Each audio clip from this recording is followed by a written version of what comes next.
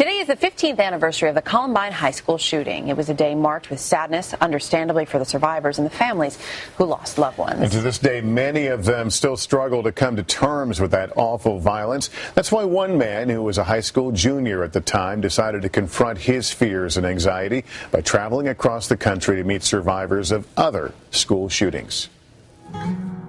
This is how Sam Granillo, a 32-year-old filmmaker, feels when the month of April rolls around and the Columbine anniversary approaches. It's a time when everything starts coming to life, and really all I can think about is death.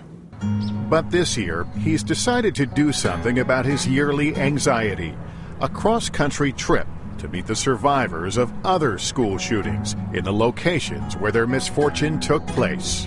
That's a scary journey and can open up a lot of pain. Yeah, because I didn't know what it would be like to completely submerge myself in just the whole idea of school shootings.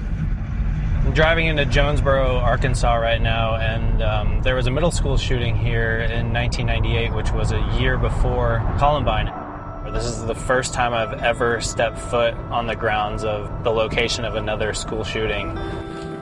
Sam is meeting two teachers, Debbie Spencer, who saw several of her students die that tragic day, and Lynette Thetford, who was shot and barely survived. You know, I'm surprised they didn't kill more than what they did, because, I mean, that was just pop, pop, pop, pop, pop, pop, pop, pop. Healing, they tell Sam, took a long time, physically and emotionally.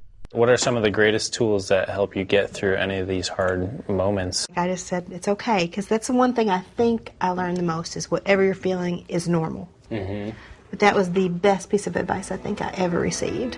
Sam and the teachers talk for hours, and somewhere during the conversation, Sam starts getting this feeling that somehow he doesn't belong here. Sometimes I feel like I didn't go through enough to be able to talk to you about stuff. I'd say yes, you did. I know. You did. It's... And I don't care if you were shot or not, you were injured. You are a victim. I don't think you should ever let anybody minimize that. That is, you know, you've suffered. Well, thank you for that. Is that part of what you were looking for, was some sense of validation that what you're going through, what this is really all about, is entirely real? Yeah. Debbie and Lynette, they really showed me that we're all in this together, and that part was incredible.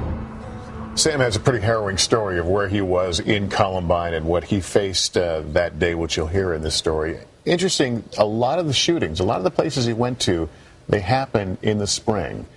Virginia Tech anniversary was last week. Red Lake, Minnesota, the shooting there in 2005, that was in March. And of course, today is the anniversary of Columbine. So people who have gone through these, they face, you know, spring is this time of awakening and flowers and trees, but they get this sense of dread when the anniversary comes along.